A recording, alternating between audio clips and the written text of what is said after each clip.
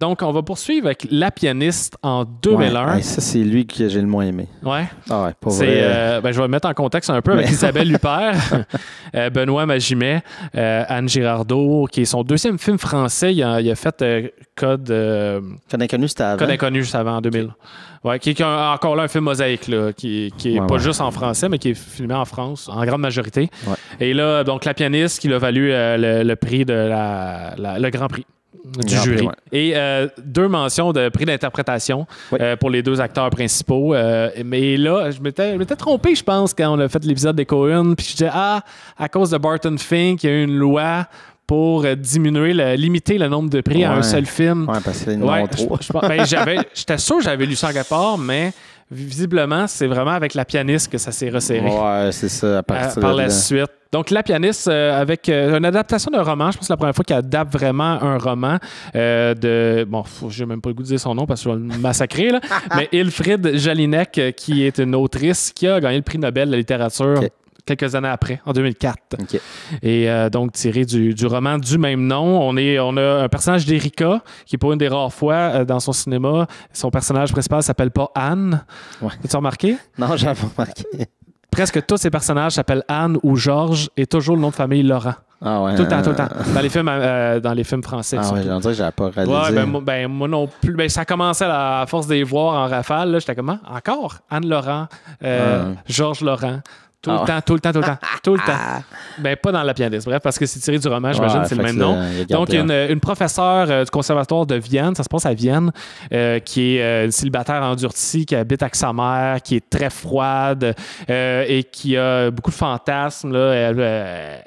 Elle va dans des peep shows, adepte du voyeurisme, du sadomasochisme, et va rencontrer un jeune pianiste qui va être son élève. Lui, il est dans la vingtaine, elle est dans la cinquantaine. Et voilà, j'avais pas vu la différence d'âge tant que ça entre les deux. Elle a presque 50 ans au lieu du moment du tournage, mais c'est ça.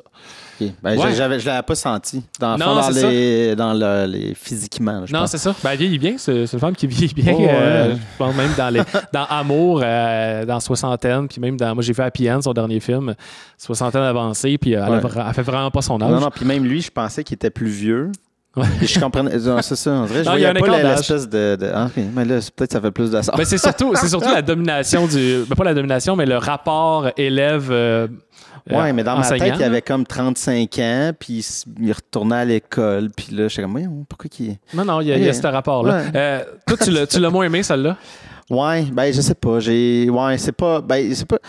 C'est pas que j'ai détesté, c'est mon moins préféré d'Haneke. C'est pas facile comme film, encore une fois. Il est très dur, celui-là, parce que moi, c'est vraiment les personnages qui font la force, là, dans le sens où c'est la complexité des relations puis la complexité des personnages qui me fascine plus que l'histoire, plus que la réalisation, bien qu'elle est efficace, mais elle est très sobre. Oui, mais j'ai trouvé que me rendre à la fin, qui est évidemment, qui fait mal, là, je trouvais que le chemin pour me rendre là, c'était dans ces films que j'ai eu plus de combats. De misère, ouais.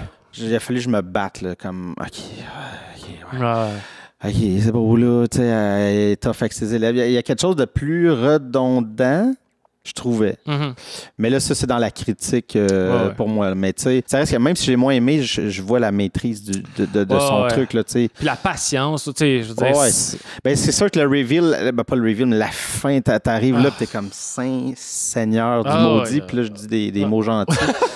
Mais non, ça fesse en calvasse. C'est juste que je trouvais que c'est ça, il y avait comme un déséquilibre qu'il n'y a pas nécessairement dans les autres, malgré que c'est tout le temps fucking lent. Là. Mais c'est peut-être parce que c'était un livre, puis là, il y a comme... je sais pas. Mais il y a des scènes tellement fortes ou d'inconfort, là, alors que t'es pas dans la... Oui, il y a de la violence, mais des fois, c'est la scène de la toilette là, qui est au centre du film, qui est super longue, t'es comme, moi, je suis très Haneke de salaud dans ma tête en même temps que j'aime ces films. Je suis comme, enlève-moi de ça, coupe, change de scène, mais il change pas, puis c'est long, puis là, tu te dis, Tabarouette, ben c'est tout pour mettre la table. Tu sais, la table, il prend son temps. Là, il met les ustensiles tranquillement, met la nappe. C'est vraiment long juste pour arriver à la fin où c'est pas... Je dois-tu avoir de l'empathie? Je dois-tu être fâché? Je dois-tu être horrifié? C'est pas le feeling que tu dois avoir parce qu'on l'aime pas. On l'aime pas vraiment. C'est ça, c'est un personnage antipathique qui est vraiment dur et qui veut se faire attaquer par... veut avoir une relation brusque avec son amant, on pourrait dire, là, avec le jeune pianiste. En tout cas, c'est son élève. Oui, c'est son élève. Déjà à la base. Donc, on peut dire, elle lui donne une lettre écrite avec tout ce qu'elle veut qu'il lui fasse. C'est horrible. Ouais. C'est horrible, tu sais, c'est traite-moi de si je te dis d'arrêter, t'arrêtes pas, bats-moi, frappe-moi, embarre ma mère. Tu sais, des affaires, tout est là. Puis là, c'est à partir de ce moment-là, comme aux 3/4 du film, qu'il y a un gros balancement entre les personnages. On dirait que le personnage d'Erika, d'Isabelle Huppert, devient soudainement vulnérable, alors qu'elle était de fer, tu sais, tout le long. Ouais. Puis là, tu as l'autre personnage qui est Walter, qui est comme plus arrogant, plus méchant. Il y a comme un espèce de balancement des personnages qui est vraiment intéressant. Est-ce que ça prenait absolument 2h30 avec toutes ces scènes-là pour se rendre là? Je pense que oui.